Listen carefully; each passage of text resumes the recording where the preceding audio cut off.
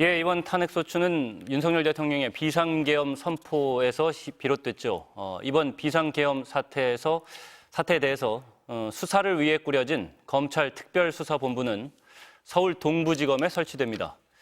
다만 사무실을 아직 완비하지 못해서 주말 사이에는 대검찰청과 서울고검, 서울중앙지검 등에서 업무를 볼 것으로 알려졌습니다. 서울고검에 나가 있는 취재기자 연결하겠습니다. 유서영 기자, 그곳 상황 전해주시죠. 네, 앞서 전해드린 대로 이번 비상계엄 사태를 수사할 검찰 특별수사본부는 서울 동부지검에 꾸려질 예정입니다. 다만 아직 사무실 준비가 마무리되지 않아 서울중앙지검과 서울고검청사 등에서 일단 업무를 시작한다고 밝혔습니다. 사무실이 완비된 뒤인 월요일쯤 서울 동부지검으로 모여서 수사할 계획입니다. 특별수사본부장인 박세현 서울고검장도 오늘 이곳 서울고검에 출근을 해서요, 수사팀으로부터 업무 보고를 받은 걸로 알려졌습니다. 수사팀 규모는 약 60여 명 정도로 구성이 됐는데요. 차장급인 김종우 서울남부지검 2차장, 부장급 이찬규 서울중앙지검 공공수사 1부장과 최순호 서울중앙지검 형사 3부장, 최재순 대검찰청 범죄정보 2단 단관이 지휘부를 맡았습니다. 대검, 또 중앙지검 소속 평검사 15명이 배치돼 총 20명의 검사가 투입됐고요. 검찰수사관 30여 명도 참여합니다. 군검찰에서 파견받은 인력도 10여 명에 이릅니다.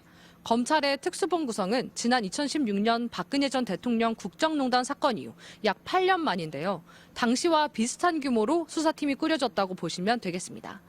이번 비상계엄 사안이 엄중한 데다 경찰과 공수처 역시 수사를 서두르고 국회가 상설특검을 추진하면서 검찰도 특수본 구성에 속도를 낸 걸로 보입니다. 예, 유서영 기자, 검찰의 특수본 수사 대상도 그렇고 어떤 방향으로 진행될지 궁금합니다. 네, 계엄 논의와 선포 과정, 국회 난입까지 이번 사태 전반이 특수본의 수사 대상입니다. 내란 혐의 수사 대상자론 헌법기관인 국회와 중앙선거관리위원회를 마비시키려 한 혐의를 받는 윤석열 대통령이 있고요. 대통령에게 비상계엄을 건의하고 실질적으로 계엄을 지휘한 걸로 지목된 김용현 전 국방장관 등이 우선 꼽힙니다. 계엄 사령관을 맡았던 박안수 육군참모총장, 여인영 국군 방첩사령관, 이진우 수도방위 사령관, 곽종군 육군 특수전 사령관 등을 포함해 사태에 연루되거나 병력을 출동시킨 것으로 확인된 현역군인 10명의 출국도 금지된 상태입니다. 특수본은 우선 향후 수사 계획을 논의하고요. 현재까지 나온 관계자들의 증언 등을 바탕으로 내란죄와 직권남용 권리행사방해 등이 성립할 수 있는지 검토하는 걸로 전해졌습니다. 조만간 김용현 전 장관 등 비상계엄 사태의 핵심 관계자들에 대한 강제 수사 착수 가능성도 거론됩니다. 특수본은 법리 검토 등을 하면서 우선 오늘 오후 예정된 국회 윤 대통령 탄핵소추안 처리 결과도 주시할 걸로 보입니다. 탄핵 처리 결과와 무관하게 이 사건 수사는 이어져야 할 텐데요. 검찰이 제대로 수사를 할 수 있을지에 대한 의문은 계속 나오고 있습니다. 검찰은 앞서 김건희 여사의 도이치모터스 주가 조작 사건이나 디올백 수수 사건 등 윤 대통령 부부에 대한 미진한 수사 등으로 여러 차례 비판에 직면해 왔습니다.